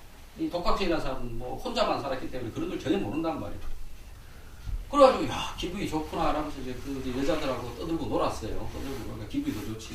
그리고 그 다음날 더 되니까 자기도 이제 목욕을 하려고 더 들어가는데 다 기녀들이 털고 다 목욕을 하고 있어. 독각증이는 사람이 순수한 사람이 그건 몰라요. 남녀간의 관계를 몰라. 그래가지고 목욕을 쭉 하고 있는데 이제 막 기녀들이 쫓아와서 아이고 선생님 뭐 얼마나 그 수행한다고 고생이 많습니까? 하면서 이제 어깨도 주물러주고 등 밀어드릴게요. 등도 밀어주고 이러니까 아마 이 사람이 하다가 막 촉 교합을 해버립니다. 그게 뭐 배워서 하는 게 아니잖아. 그건 저절로 그냥 하면 되는 거니까 교합이 딱 돼서 신통을 행하는 자가 계율을 어기면 바로 신통이 깨져버립니다. 그래서 옛날에도 무당들도 이 주술을 잘하는 무당들은 아주 철저하게 그 음식 먹는 거나 남녀간의 교합이나 이런 게 주의를 한다고요. 무당들도 그래. 주술하는 무당들도 그러는데 이 수행하는 사람이 그 계율을 깨뜨려버렸습니다. 갑자기 그냥 하늘이 꽉 하더니 번개가 치면서 비가 막 옥수처럼 내리는 거예요. 주술이 깨진 거지. 그런데 뭐 어쨌든 간에 선타는 안 가고 계속 이제 뭐 환희한도 주고 막 술도 먹고 이러는 거니까 막 미녀에 둘러싸여가 말하자면 오용락을 즐기게 된 거예요. 나는. 오용락을 즐기게 되었어. 한 며칠 지나고 나니까 환희한도 떨어지고 발렌타인 30년 다 떨어지고 그러니까 이제 나무 열매 갖다 주고 그냥 물 갖다 주는 거. 그러니까 이 사람들은 어제까지만 해도 환희한도 주고 맛있는 물도 주더니 왜 나무 열매하고 물을 주나 하니까 선생님 이제 그 하늘에서 가져왔던 게 이게 다 떨어졌습니다. 아 그래? 그러면 좀 가서 좀 더 가져오지 그래. 그걸 가져가려면 내 혼자 가기는 너무 힘들고 선생님하고 좀 같이 갔으면 싶은 생각이 나고 그럼 내가 도와줄게 가자. 가는 거예요. 가다가 중간쯤 가다가 아이고 선생님 내가 너무 힘이 들어가지고 몸가에서 쓰러지겠어. 그럼 어쩌면 좋겠다. 목에다 좀 태워주시오. 그래가 이거를 태우고 마을로 내려갑니다. 그래 이제 미리 임금한테 이야기를 해놓은 거죠. 내가 내려간다. 임금이 보니까 정말로 그 점잖은 선인이 기생을 목에다 걸고 이렇게 내려온답니다. 근데 이제 그 양반이 신통이 대단한 사람이고 뛰어난 수행자인 걸 아니까 임금도 이렇게 아주 정중하게 받아들이고 평생 수행하신 수행이 있으신데 저희 저 나라에 와서 재상을 좀 해주시면 좋겠다. 그럼 그래 하지. 그래가 이제 또 그 나라에 가서 재상으로서 또 이 사람이 독각선이 하는 거예요. 독각선이 하는데 원래가 워낙에 산에서 선정을 하던 사람이라 사실은 선정을 하던 사람은 순간적으로 오용락에 빠질 수는 있겠지만 제일 편한 거는 혼자서 한 곳에서 참선하고 수행하는 이게 최고 좋거든. 그러니까 1년 지나고 2년 지나니까 옛날에 자기 혼자서 아버지랑 같이 도 닦던 그 시절이 너무 그립고 선정나게 그 기쁨이 너무 좋은 거야. 아무리 화려한도 먹고 좋은 술 먹어도 이제는 그 감각적 욕망이라고 하는 게 원래 그런 거거든요. 어느 정도 취하면 그보다 더 센 자극을 주지 않으면 안 돼. 그러니까 이제 늘 막 우울해. 그러니까 임금이 물어보는 거야. 아니 재상은 왜 그렇게 얼굴이 우울하신가? 아, 내가 막 이렇게 속세 내려와가 이렇게 내가 고용락을 즐기게 됐지만은 나는 원래 산에서 도 닦는 그게 난 사실은 너무 좋은데 요즘 아주 그 생각이 갑자기 나서 내가 산으로 꼭 돌아가고 싶다 이렇게 이야기합니다. 그러니까 임금이 당신이 원래 수행자였고 주술을 거는 바람에 비가 안 내려가지고 당신을 데려오게 된 것인데 당신이 돌을 닦 다른 것도 아니고 돌을 닦겠다고 돌아간다면 내가 당신을 붙잡을 일은 없어. 가서 돌을 닦으시. 그래야 막 춤을 추면서 돌아가서 돌을 닦으니까 원래 워낙에 출중한 능력을 가진 사람이니까 금방 다시 신통을 회복하고 아주 깊은 선정 상태에 들어가 있으면 한평생 수행을 하면서 죽었다는 거예요. 그러면서 이제 부처님이 이렇게 이야기를 하십니다. 그때 그 독각 스님이 500생전의 나였고 그때 독각 스님을 유혹했던 그 성타 기녀가 야소다랍니다. 야소다라고 누군지 알아요? 네. 부처님 부인이.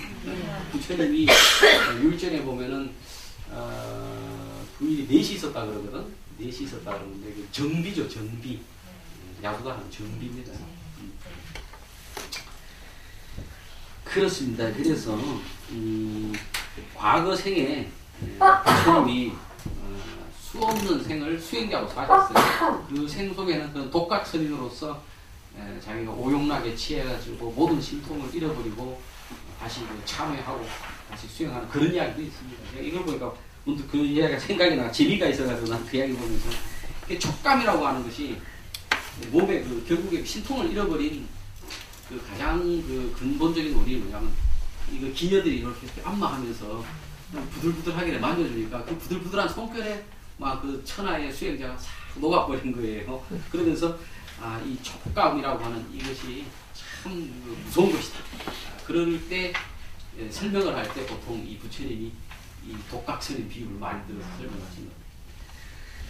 그러나 어떤 사람이 뒷날 바른 가르침이 쇠퇴할 시기 이경의 가르침을 받고 진영을 읽고 배워서 어떤 공도 내가 과거 생각했고 수보리야 만약 선남자 선녀니 뒷날 바른 가르침이 쇠퇴할 시기에 이경의 가르침을 받아 진영 읽고 배워서 얻는 공덕을 내가 만일 자세히 설한다면 어떤 사람은 듣고서 그 마음이 미친 듯이 어지러워 의심하고 의심하여 믿지 않으리라. 안 믿죠 사람들이. 도라고 하는 것이 뭐냐 그러면 이게 다 부처가 뭐냐고 네가 부처 안 믿습니다 이거를. 왜냐하면 도다 부처다 이런 것은 뭔가 우리가 이런 세속적인 세상을 넘어선 고귀한 것 열심히 수행을 해야만이 얻는 것 이렇게 생각을 하거든요. 그래서 그것을 법화경에 보면은 이런 내용이 있습니다. 법화경에 보면은 그 법화경에 비유가 많이 나오는데 그 장자의 비유가 있습니다. 장자의 비유가 뭐냐면 예수에도 그 비슷한 예가 있는데 어떤 부잣집 장자가 있는데 그 아들이 어린 때 어떤 인연에 의해서 막 가출을 해 나가버린 거라. 찾아도 찾지를 못하고 영 미아가 됐어요. 미아이가 한 10년, 20년을 떠돌아다니다가 다시 아버지 돌아오는 거예요. 그 여러분 잘 아시죠? 네. 근데 이제 아버지는 첫눈에 자기 아들인지 알아봤어. 근데 이 아이는 세월이 워낙 어렸을 때 가출을 하다 보니까 아버지인지는 모르는 거예요. 근데 그 아버지가 내가 네 아버지다 이렇게 이야기를 하면은 깜짝 놀라가지고 내 같은 거지가 이렇게 부자 아버지 재벌 아버지가 나하고 아들이라면 깜짝 놀라 도망갈 것 같으니까 처음에는 아버지다 소리를 안 하고 제일 처음 똥투는 일부터 시키고 그 다음에 마당 쓰는 일을 시키고 그 다음에 이제 뭐 조금씩 높여가 나중에 이제 재무회계를 맡기고 그래야 그 장자가 죽을 때 죽은 배가 사실은 네가 내 아버지다. 그러니까 그 장자가 울면서 나도 사실은 그걸 얼마 전부터 당신이 내 아버지라고 하는 걸 알기 시작했다.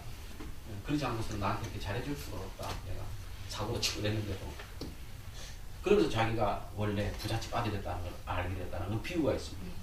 뿐만 아니라 또 비유가 법화경에 어떤 비유가 있냐면 어떤 친구가 아주 가난하게 사는 거예요. 그러니까 부자 친구가 보고 너무 안 됐으니까 막 보석을 갖다 주고 그걸 갖다 팔면은 막 집도 몇 수십 채 사고 아주 한평생 잘 살 수 있는 정도의 보석을 갖다 준 거예요. 갖다 주러 또 갔는데 마침 친구가 자고 있는 거라.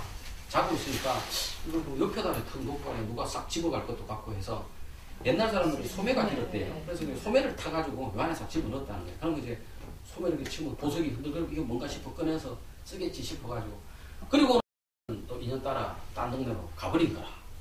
그래야 세월이 10년, 20년이 흘러서 그 동네를 지나가다가 그때 그 친구 내가 보물을 갖다 줬는데 이 친구가 그 보물을 팔아 잘 사는가 보고도 싶고 궁금해서 뚝 찾아가거든요. 아직도 가난하게 막 고생하면서 살고 있게 되는 거예요. 그래, 이 사람은 내가 자네한테 20년 전에 집을 몇 수십 채 살 수 있는 내가 숨은 보석을 내가 자네한테 주고 갔는데 왜 이렇게 아직 어렵게 살고 있는가? 자네가 언제 나한테 그걸 줬나? 이 사람은 무슨 소린가? 내가 자네 언제 왔더니 자네가 잠을 자고 있길래 내가 옷소매 속에다가 그 보석을 넣어놨네. 그래? 하고 툭 보니까 그때 그 옷을 그대로 입고 있는데 진짜 그 안에 보석이 그대로 있는 거예요. 이 비유가 뭐냐? 진리라고 하는 것이 우리는 어디 보고 있다 생각하는데 그게 아니고 바로 지금 눈앞에 보고 있는 이거란 말이에요. 이거. 근데 이게 바로 진리다라고 이야기를 하니까 사람들이 믿지를 못하는 거예요. 왜? 분별이 있으니까. 분별 망상을 하니까. 그 분별 망상만 놔버리면 그 분별 망상을 놔버리면 바로 이 자리가 그 자리고. 근데 그걸 안 믿는 거예요. 그러니까 안 믿으니까 어떻게 하느냐? 부처님이 방편을 쓰는 거예요. 방편을 써가지고 그 법화계 보듯이 그 화성의 비유라고 하는 게 나옵니다.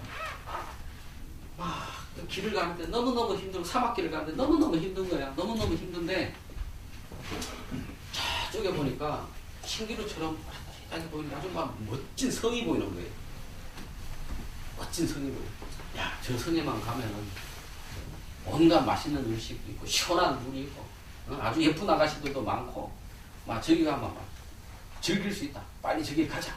그러니까 금방 쓰러질 것 같은 나그네들이 어휴 저 성에만 가면 뭔가 행복해지겠네 싶어가 확 쫓아갑니다. 막상 쫓아가면 아무것도 없이 아무것도 없이 힘들어. 그게 방편이에요. 방편. 부처님이 사람을 살살살 오시는 방편. 또 하나가 있지. 불타는 집에 장자가 집에 가니까 집이 막 불탄단 말이에요. 애들아 큰아들 둘째 아들 셋째 아들 애들아 나와라 했는데 안 나와. 거기서 불타고 있는 집에서 뭐 희한한 장난감 같은 거 하고 놀고 있는 거야. 그러니까 아버지가 뭐라고 해요? 너희들이 타고 싶어하는 흰 소가 끄는 마차가 있고 양이 끄는 마차가 있고 말이 끄는 마차가 있다. 나오더라. 그러니까 애들이 그 차 타고 싶어가 막 나온다고. 진짜 있나? 없어. 문제는 뭐야? 불타는 집에 나오게 하려고 했던 이야기일 뿐인데. 불타는 집, 이 번뇌의 세계에서 번뇌의 세계로 빠져나오면 무슨 특별한 뭐 금마차가 있을 것 같아? 번뇌가 가만 사라질 수 있는. 근데 사실 그 번뇌가 사실 그게 금마차라. 그 부처님이 이렇게 다 이야기를 해놨어요. 그런데 안 믿어. 이거다 그러면 안 믿어. 안 믿는 게 아니고 체험이 없어 그렇지. 에휴, 그렇습니다. 그래서 의심하고 의심하여 믿지 않으리라.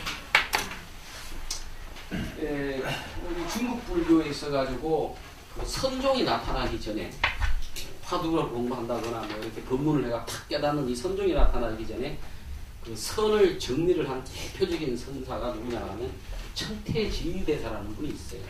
그 천태지휘대사의 뜻에 따라서 만들어진 종간이 천태종이죠. 천태종. 그 천태지휘대사가 그래가지고 수행하는 법을, 지관하는 법을 자세하게 설명을 했습니다. 지관.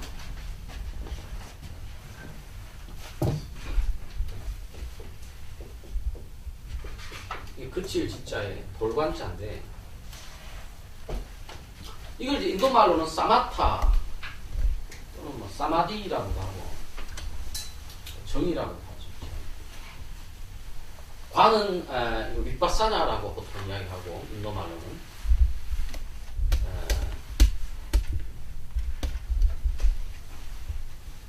해를 이야기합니다.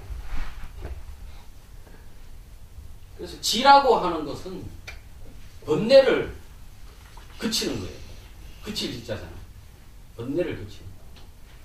관이라고 하는 것은 부처님의 불법을 이해하는 거예요. 그러니까 지혜라고 그러지. 이해한다고 해서 그 이해라고 하는 것이 단순하게 분별적으로다가 이해하는 게 아니에요. 정말로 탁 하고 아는 거지. 체험에 아는 거지. 그래 이 지관이 즉 번뇌를 그치는 것, 다른 말로 말하면 분별을 그치는 것, 번뇌 분별을 그치는 것, 이거하고 불법의 지혜를 아는 거하고 이 두 개가 쌍수가 돼야 돼. 지간 쌍수가 돼야 되잖아. 지간 쌍수. 번뇌도 없고 번뇌가 없기 때문에 분별이 없기 때문에 지혜가 밝고 이게 돼야 되거든. 이 지관을 수습하는데 수행을 하는데 여러 가지 조건이 있는데 이거에 대해서 자세하게 설명하는 것이 그 천태 지휘대사가 쓴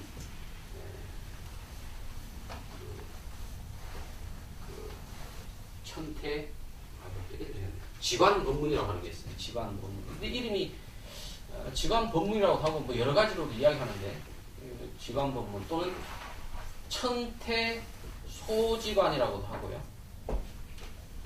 천태 소지관이라고 지관 법문. 이거 우리나라에도 몇 권 책이 번역되어 있습니다. 수행에 관심이 있는 사람들은 한번 읽어볼 만해요. 그래가지고 이 지관을 수습하려면 첫째로는 조건을 갖추어야 된다. 조건을 갖추어. 둘째는 감각을 제어할까. 셋째는 그 심리를 조절할까. 그리고 난 다음에 요게 이제 그러니까 기본 조건이야. 기본 조건.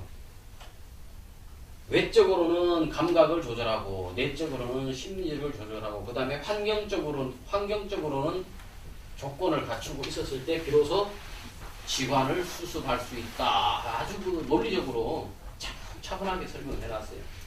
조건을 갖춘다고 하는 것은 뭐냐 그러면은 일단 계율을 잘 지켜야 돼. 계율을 지키지 못하면 사람이 늘 마음속이 끼꾸매. 경상 끼꾸마다는 게 경상도 사투리. 계행을 지키지 못하면 늘 죄책감이 시달리게 돼요, 사람이. 그러면은 이게 마음이 안정이 안 되거든.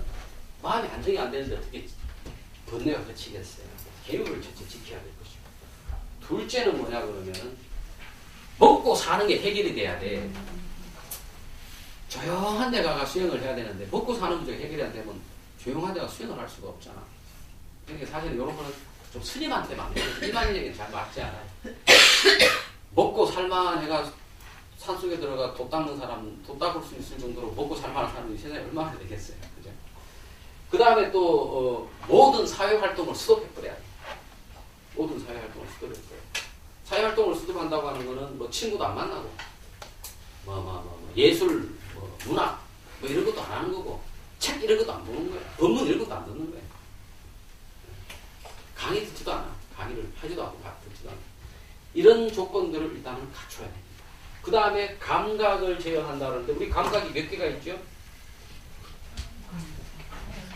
아니, 미소리 씨. 5가지 감각이 있죠.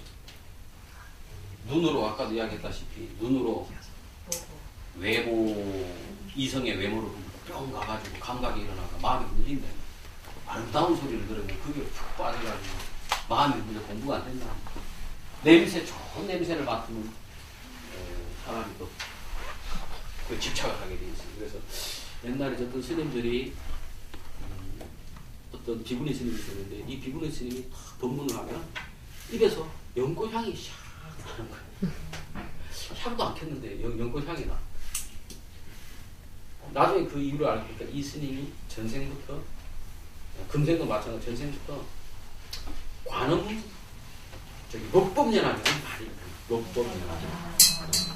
목법연하기는 많이 읽으니까 그게 신통이 돼가지고 입에서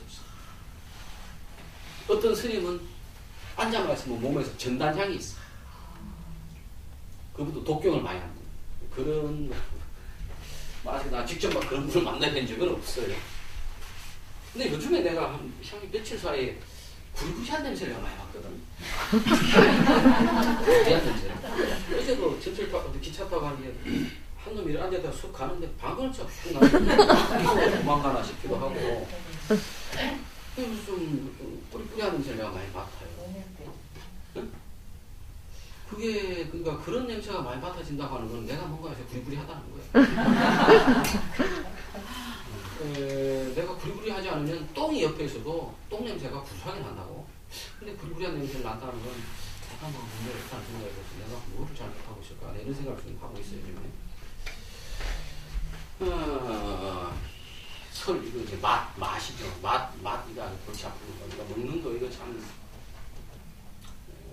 우리가 먹는 게 가장 핵심. 우리가 이제 불가에서 가장 먹지 말라고 하는 것은 고기하고 오신채입니다. 오신채는 설명을 한번 했었죠. 네.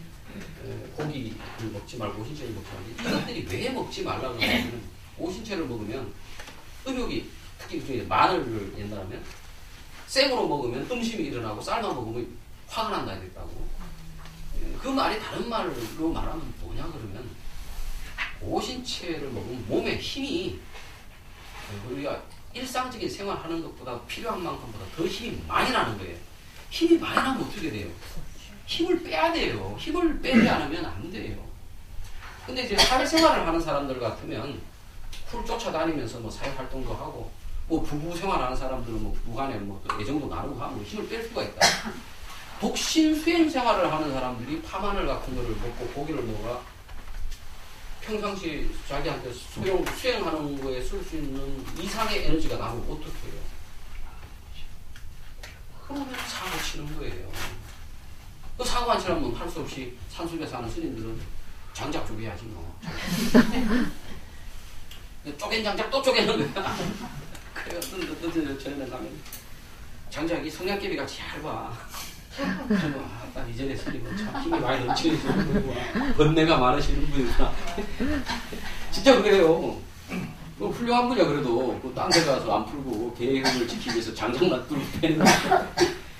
그 다음에가 이제 몸뚱이 약간 감각, 촉감, 의학의 독각선이. 이게 다 이 감각을 조절하지 못하면은 사람이 욕심이 일어난단 말이에요. 그러면 안 돼. 그러면 수행이 안 돼.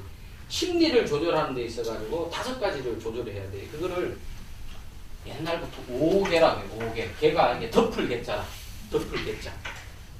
사람의 지혜를 선한 마음을 덮어버려요. 이 5가지 심리자. 그게 뭐냐 그러면 첫째가 탐심,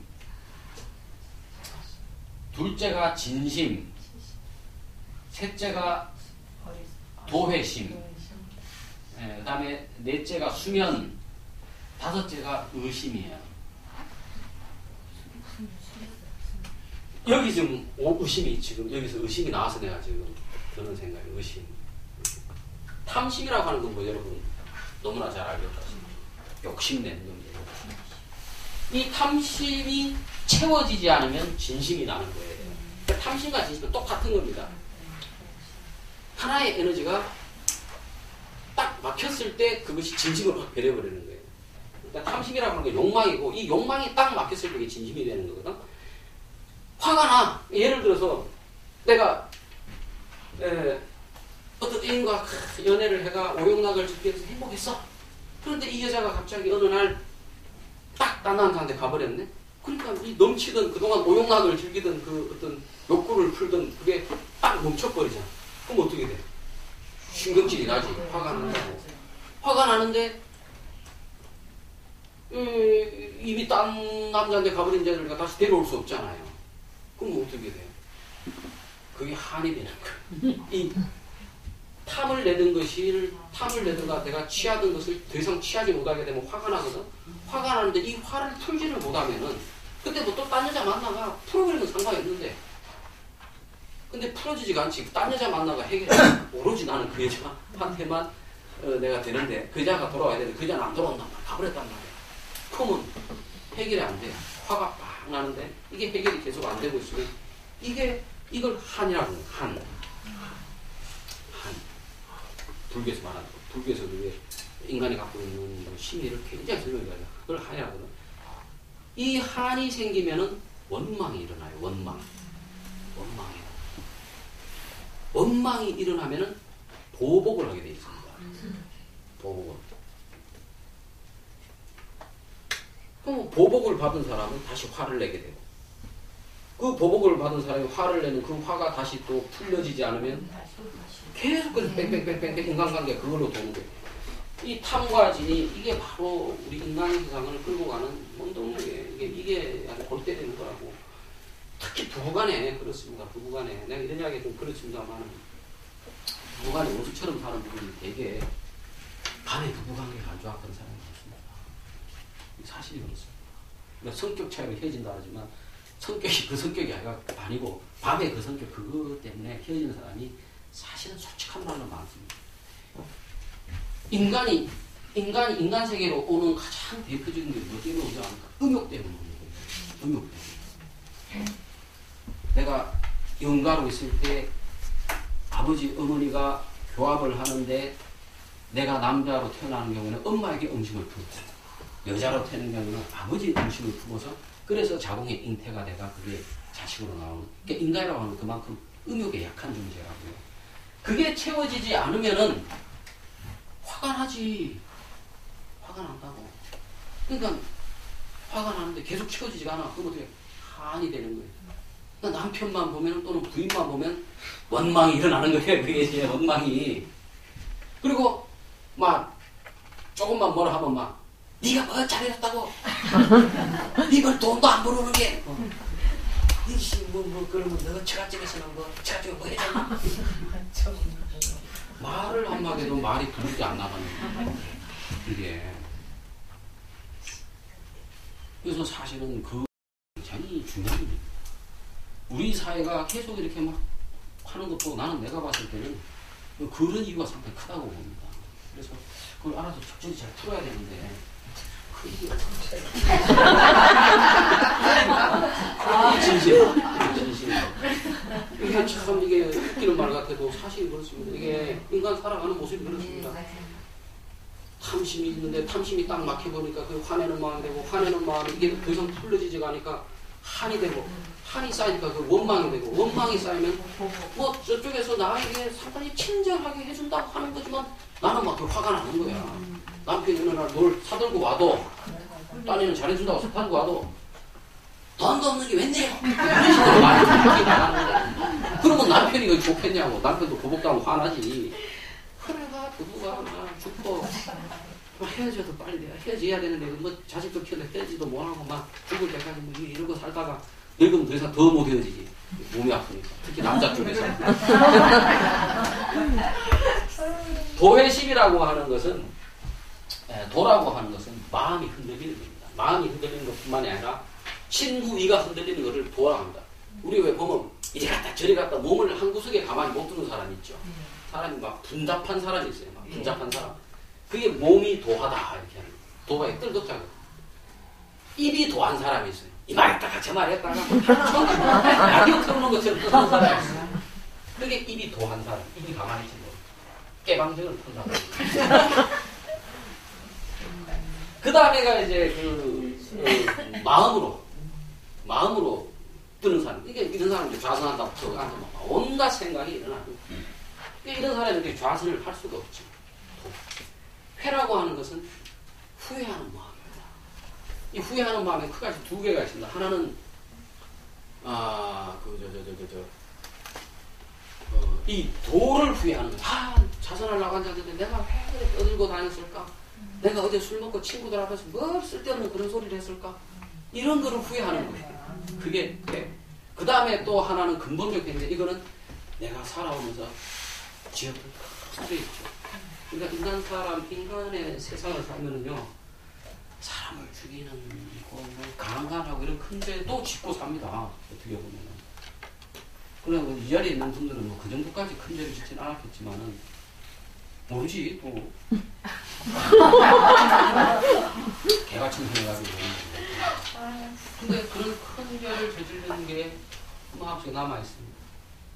남들이 봤을 때 큰 죄가 아닌데도 불구하고 나는 좀 큰 죄라 생각되면 그거 죄책감이 한평생 갑니다. 한평생만 다음 생에 그 죄를 놔야 됩니다. 놔야 되는데 그게 안 놔져. 죄책감이 우리가 죄를 짓는 이유는 우리 꼭 죄가 아닙니다. 우리가 죄를 짓는 게 우리 죄가 아니라 어떤 면에서는 인연에 따라서 내가 그 죄를 지음으로써 그 죄의 각오로서 죄책감을 느끼는 거기서 고통을 받으면서 배우라는 거예요. 3단계 하는 게 뭔지, 이 속세에서 3단계 뭔지, 그래서 이 도의세계를 한다고 하는 이걸 배우라고 어떻게 보면 우리가 죄를 짓게 되는 거라. 그러니 내가 지은 죄지만 사실 어떻게 보면 내가 지은 죄가 아니에요. 내가 쉽게끔 되어 있는 자연의 법칙이고 어떻게 하나님의 뜻이고 부처님의 뜻이다. 이렇게 생각을 하세요. 그래서 그 죄에서 벗어나시고. 죄는 실체가 없잖아. 그죠? 그게 회입니다. 회. 수면이라고 할 때 수라고 하는, 우리가 잠자는 걸 말하는데 수라고 하는 건 우리가 막 잠자기 직전에 머리가 띵하고 거지지하고 막 잠이 확 오는 거 있죠. 그게 수고. 면은 이제 완전 잠에 빠져가지고 하고 자는 거. 이게 면이에요. 수면. 네?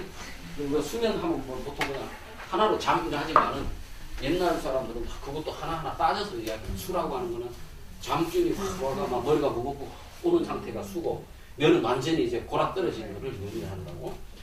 이 수면이 되면은 앉아서 좌선만 하면 그냥 좋네. 이게 있으면은. 근데 이 수면이 오는 조건이 두 가지가 있습니다. 하나는 몸이 피곤해서 오는 게 있습니다. 이거는 큰 문제가 안 돼요. 자면 돼. 근데 하나는 뭐냐면 심리적인 수면이 있는데, 지루한 것에서 도피하려고 잠으로 도피하는 거예요. 잠으로. 내가 자선하려고 앉으면은 몸을 움직여서 갈 수가 없잖아요. 근데 잠을 자면 어떻게 돼요? 잠 속에서 막 이리 갔다 저리 갔다 할 수 있잖아요. 당장 몸을 바깥으로 움직일 수 있으니까 잠 속에서 이리 가고 저리 가려고 잠으로 빠져들어가는 거예요.